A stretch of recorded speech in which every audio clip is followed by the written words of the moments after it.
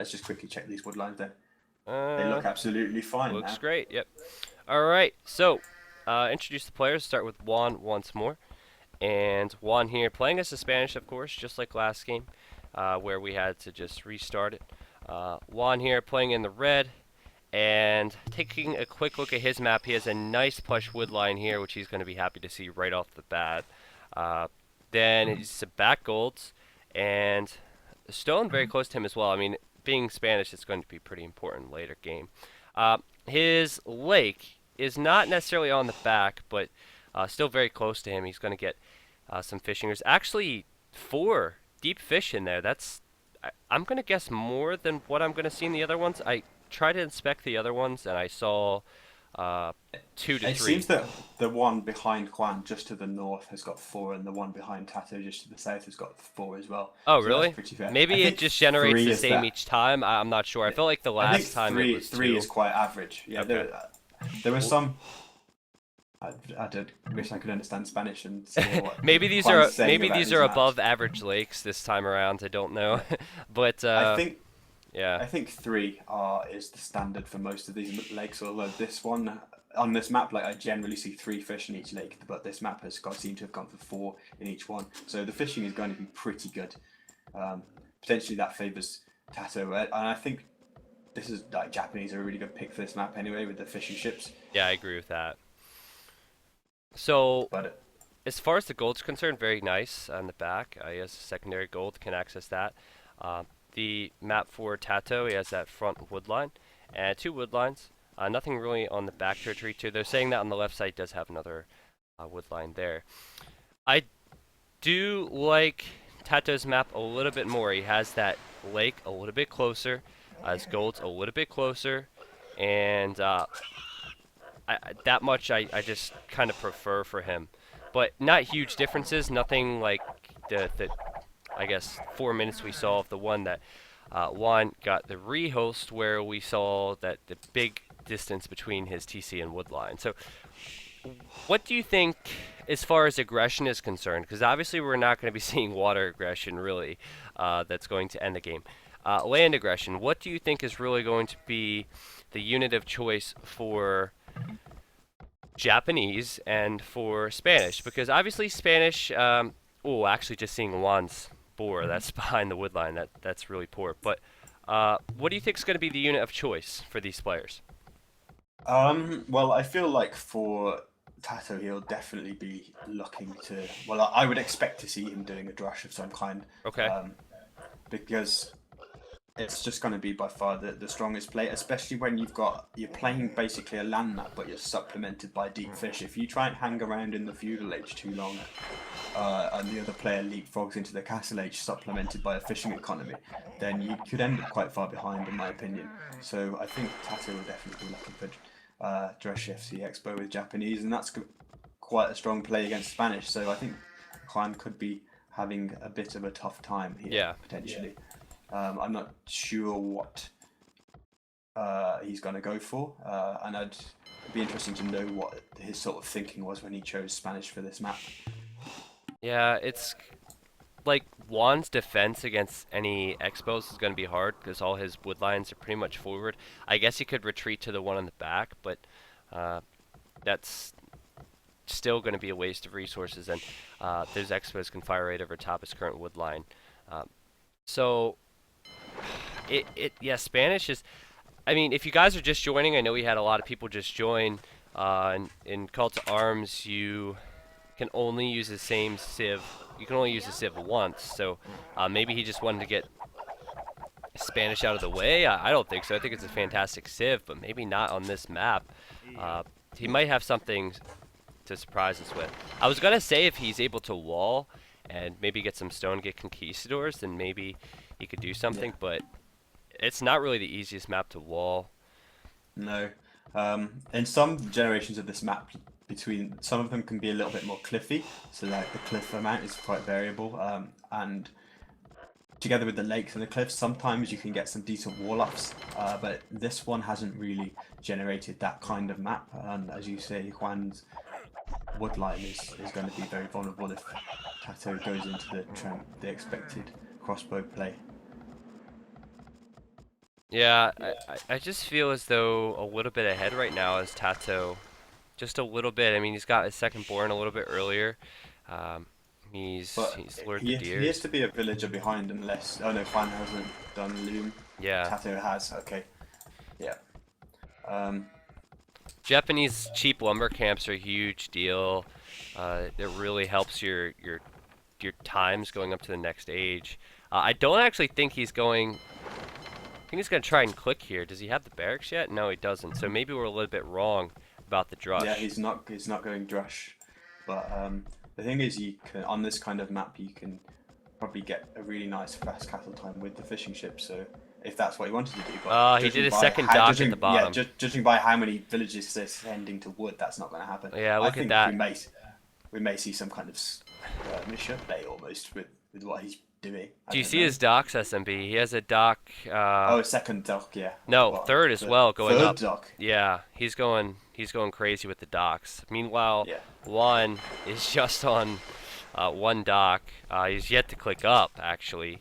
He's gone up on a lot more villagers, Mm. but It's huge difference in approach. It kind of gets me excited. We don't see these things often. We don't see the differences in civs each game and different maps. So I like TaToH's approach though. I think he knew the map and mm, he knew the advantage he could get. And also, he's not overextending himself and making a ton of fishing ships in each little lake here. yeah. I think with four deep fish plus some shore fish, the four fishing ships in the first lake were very much justified. Yeah.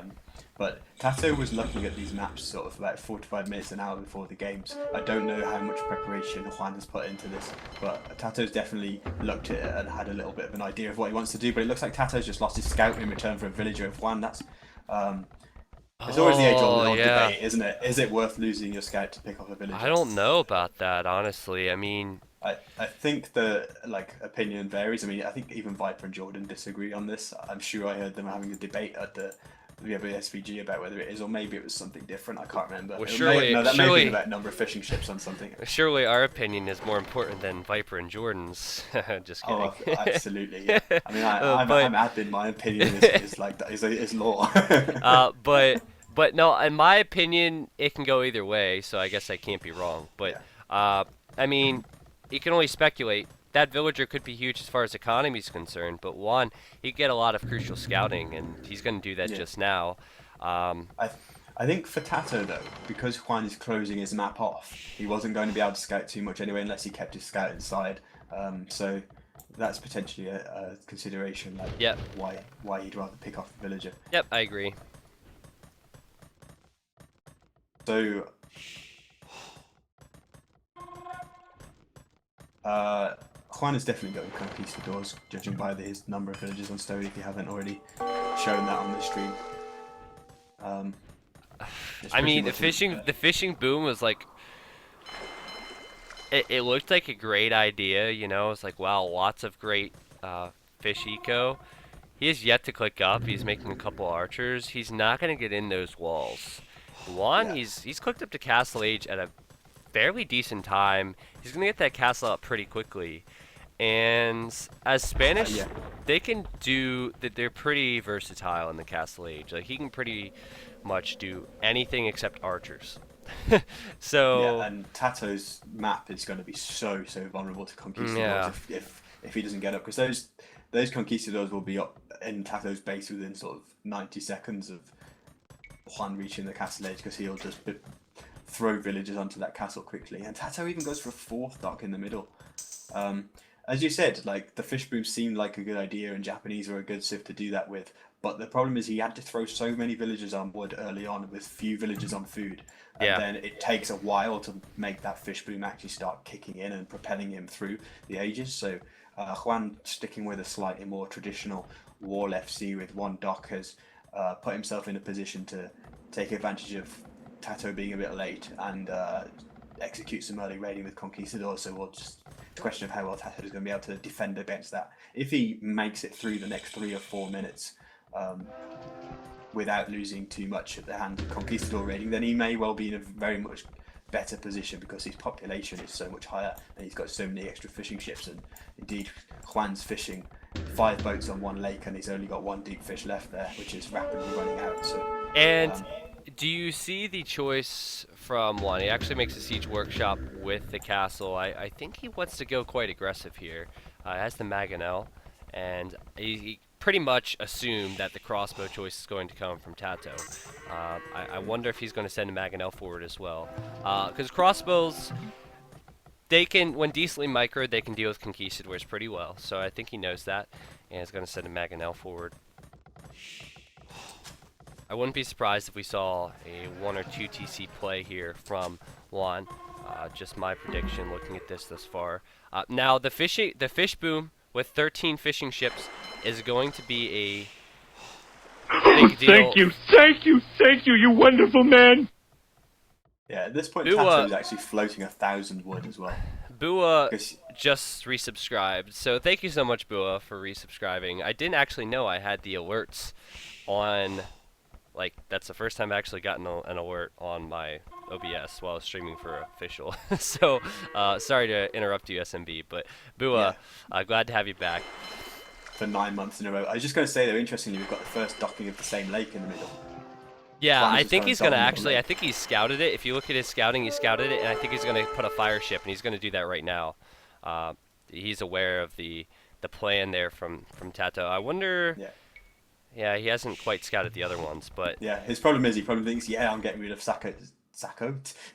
Going into football mode, there's loads of football called Sacco. Yeah. TaToH probably thinks, I'm getting rid of TaToH's second dock. He'll be down to 1 dock with his fish running out. But what he doesn't know is TaToH is everywhere. Yeah. Docks just all over the place. I mean, he's even taken the far left as well now. So, the first conquistadors moving in, being denied by town centres and crossbows. Yep. The one thing with TaToH being so late as he was, he went up with a lot of resources in the bank, as I was saying, almost 1,000 wood. And that meant he could, like, Juan was moving out, but he was just like a tiny little bit too late to really take advantage of that faster uptime. But with 2 mangonels and those conquistadors, he's going to be able to still lay siege to those town centres pretty easily. This is interesting right now. Juan is pretty much committed, I think, to this aggression. He's throwing forward siege, and that's a huge shot as well. Wow. On the skirms, and he's gonna come in. He's gonna get some vills. How many is he gonna get? He's got 1. Even killed some more units there as well. He's gonna get more there. Yeah, he's gonna get 1 more. So I was gonna say, Thank you, you wonderful man! Thank you so much for the donation as well. The alerts are working. I don't know how much I've been missing over the past month, but thank you so much for the donation, Karul. I'm not sure if I'm getting the pronunciation right, but man, Juan is. I'm gonna focus on the game. Juan is pushing in here, isn't he, SMP? This is. Yeah. Sorry, I was briefly out of the game because someone was messaging me, and I was like, "I'll talk to you after the stream because." I'll be making too much noise. But Juan losing 3 conquistadors on the left. Yeah, bad micro. Really bad micro there. He's going to lose almost everything there. I like the monk choice from TaToH. It's a really good way to counter conquistadors. But his ego is in tatters right now. He has extra TCs, but look at all these idle villagers. Yeah, the villagers on the wood line. Yeah, it's so bad. He's at level on villagers with 2 extra TCs. Juan always added the extra TCs in now, which I think is a wise decision. And the interesting thing is that TaToH doesn't really have a bank of food either, despite having 5 docks. I know he's lost the middle water now, but so looking like TaToH's potential overcommitment. I mean, it's hard to say because his judgment is way better than mine, given that his skill is way better than mine. But it seems like his attempt to fish boom in lots of different lakes at the moment has left him with a little bit disorganized and vulnerable to Juan at the moment. Yeah, he's at 15 military, 14 military. He has a monk and mainly skirmishers, a couple crossbows, and versus conquistadors and mangonels. really not the best matchup for him. Also, has he scouted his? Well, he does. He knows that back gold is there, but his main gold is right up there on the hill next to these mangonels, and then blink of an eye, he could lose a lot of villagers, and this might happen just now. One villager nice, down. Nice attack ground round, attack yeah. there. Very nice. Conks do count as archers with upgrades, yeah. In terms of like their archer armor. Just the armor, not the. Oh, and is this gonna be a forward castle from Juan? Yes, it is. I knew he was collecting stone. He's gonna put a castle right on that That's hill. so ballsy. I mean, TaToH doesn't have much to deny it, but he's Exactly, yeah. so close with that. Literally just dropping it in TaToH's face on his main gold. Like, I'm gonna deny you everything. Like, Yeah, this is a huge play from Juan, who did get a unit converted, picking off fills on the monastery, which TaToH was trying to repair, but TaToH's retreating there. TaToH did send some units out to harass the woodline of Juan, and Juan was defending with the Mangonel all the while as well. That was absolutely huge play from Juan there. He could actually collect that stone. He's going to do that, and he could just continue to push in with castles. And I'm not sure, like the only defense that TaToH really had against these conquistadors was like the monks. If the castles keep coming up, the monks can't get anywhere near them. And he's just committed heavily into monks by plopping down his second monastery at the same time as he's lost his main gold. Which, I mean, he's moved straight away to the gold at the back, and he's even trying to add an extra town centre at the far left on the wood, but he's just lost the resource he needs to power the defense that he's trying to prepare, which is never a good thing. Look at Juan's resources right now. He's gonna click like any moment now, and it's gonna be Trebs, and he's just clicked, and beautiful play. Honestly, he's at 68 vills, and he's made a lot of units as well. Picking off, wow. Juan's just well played thus far. I wondered if it stuttered a little bit then for me, and I wondered if that was the GG call, but I was like, yeah, you're right. No, it's continuing on. I'm not sure sure. we still feel from. Well, I don't know if TaToH will think to himself, "Oh, I must have a better economy, and as long as I can sort of not concede too much ground, I'll be able to come back into this." But at the moment, it is looking very ominous for him. TaToH even having yet another town centre in the northern part of he has a lot of upgrades on his monks, but he can't even engage. Juan just runs right at him every time he tries to. One Mangonel being lost, which will slow the push somewhat, given that Juan doesn't have a forward siege workshop, but it's not going to slow down too much. Juan is just running underneath the TC. He just wants to continue to push here. TaToH is continuing to repair it. And all the while idling those vills, of course. And there's a vill down. I just don't. The monks are not coming out in enough mass right now, and the Treb will come out eventually here from Juan.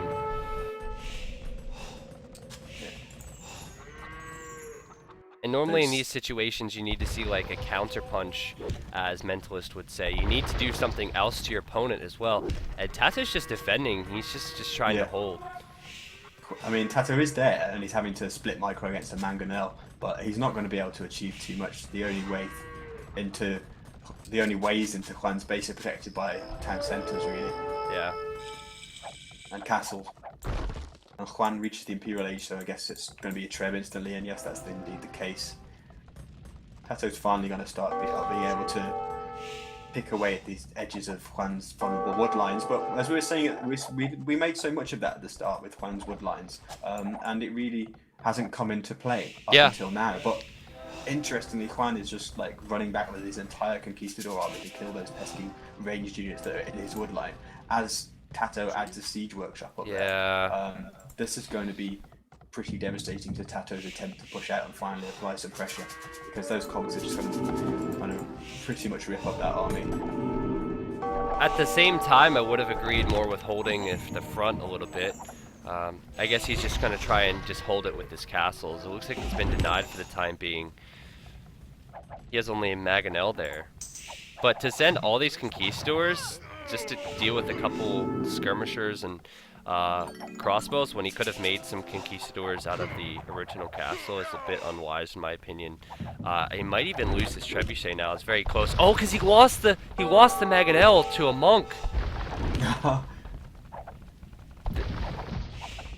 Will he get it? I just don't feel like he's going to be able to get it unless he gets rid of the villagers too. Yeah. You don't often see a Treb having to stand ground, attack ground against a Mangonel like this. I didn't. And it's so critical to the game as well. Oh, and this is so odd. It's such a weird situation, but he's gonna lose some vills there as he repairs his Treb. He should just pack it up, really. I mean, just pack up. This is where it Oh goes my down. gosh, Juan, what are you doing? Oh man. I mean, he's cleaned up those skirmishers, the crossbows, but man, that was such an odd situation. Yeah. Well, this is what I wanted with Court Arms. I wanted things to be different. But- just but- to see things we're not used to seeing, and this is TaToH's on his providing. way up. Like, all the while, like, TaToH Yeah. delayed, and he did do that counterpunch I was talking about, even as odd as it was, and as weird as Juan addressed it. And now, TaToH's going to have a little bit of time, you know? Yeah, And I was just going to say, I mean, the moment has gone now where TaToH's doing his imp TC, because if Yeah. he had done it in either of those forward two TCs, it could have been dangerous. But he did it in a fine one, so I didn't really interrupt you, Tim. no, it's fine, it's fine. I tend to get involved. No, that's great. Go for it, man. We want the excitement. Another castle now from Juan. In front of his tree, he wants to really protect this. I love how he just gave up on that one on the left, because Yeah. it didn't really do much that the other one wasn't doing. So he's just like, I'll just put a new one somewhere else now. But TaToH needs either a lot of rams or a castle of his own. He has got a castle coming up in the north now, I don't- because otherwise, Man, I just don't feel like. Sorry to interrupt. no, go ahead. I don't feel as though Juan is too confident with his push with military, because he got Bracer, which is it doesn't affect his conquistadors, it only affects his castles, which is actually a wise choice in a way. Yeah. But you know, I would have gotten the defense upgrades on my conquistadors, saved the food for getting the elite conquistador upgrade. Yeah, and he's getting conscription as well, so he obviously wants to think about getting a much bigger army on the field soon. So I feel like he's preparing for a sort of a more drawn out an Imperial Age war with maybe some trash mixed in against probably a lot of arbalists and skirmishers from TaToH, and it's going to be turned into a longer fight because both players have got more or less similar economies. Juan has the slight villager lead, but TaToH has a few more fishing ships, even if they're not working very effectively anymore. In fact, they've nearly all gone idle. A few are using fish traps, but this has turned into quite an even game after looking like Juan was ready to just like pummel TaToH into the ground. I mean, it's messy, that's for sure. Like, TaToH's very vulnerable to losing sort of 20 villagers if at any moment if Juan was being able to run in with a few more units. But it is potentially even. Okay, so look at what TaToH can see. Okay, we need to pay attention to his gold situation right now. It's getting pretty slim. His back gold is running low. He has There's one in the north that he hasn't found. Exactly. Yep. And then he has one above his castle. He's actually going to it right as we speak about it. So, there was a siege workshop that TaToH is researching capped ram, and he's finished the research.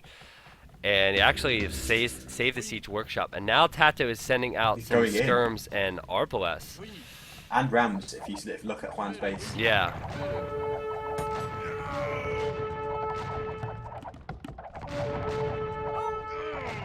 I was just looking at the market prices. A lot of wood has been sold off. We're down to 45 for the wood, but no one's really selling food yet.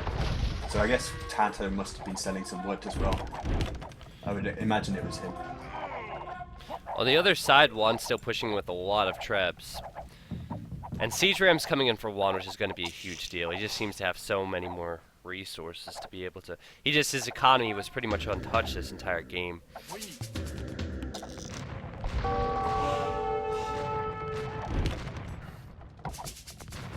I think siege ram's going to be a huge deal. There's nothing that TaToH really has to address it. Yeah. I was saying a little while ago that he's going to use a lot of rams, but it seems like his opponent has beaten him to it. 4 trebs though. I mean, obviously siege rams are going to be threatening those, but at least TaToH's starting to be able to get into treb war if he needs to. Try and stop that castle creep as well. Yeah, now Juan has pretty much better military. He's getting the final. He is Siege Ram. He's getting the final defense upgrade for his Conquistadors. He has yet to have the. I mean, if you compare his resources, he has so much more. He's yet to have the elite Conquistador, but it's certainly 2,000 gold banked. Yeah, TaToH 2,000 moving gold. in with his trebs, putting him on a hill nicely, but they're going to be knocked down by Siege Rams and Kwanzaa and trebs, and I think this is. if TaToH loses all those trebs, that could be a real tipping point. His army's out of position on the right-hand side, unable to affect the Conquistadors, but he might convert some of the Rams, but the trebs are going to go down anyway. Wow, did you see that? 3 trebs just exploding and at I once. think the last one will go down here in a moment as well. Yeah, absolutely. Yeah, And there's GG. Wow, that was a really interesting back and forth game where it was messy as well, but it was very good to watch. Yeah, I have to say, in the very beginning when it took TaToH so long to get up, I was surprised he made a fun game of that. It took so long, 42 minutes, and it was really exciting. I'm going to take a quick look at the achievements, and I've yet to actually set it up so no one sees my monitor, so my apologies for all the crap on it. Yeah. But the resources collected is ridiculous for Juan in comparison to TaToH. I mean, so much more stone, so much more gold, so much more food, almost 3K more food, and a relatively short game. Also, the uptimes is a huge deal. Yeah, I'm just going to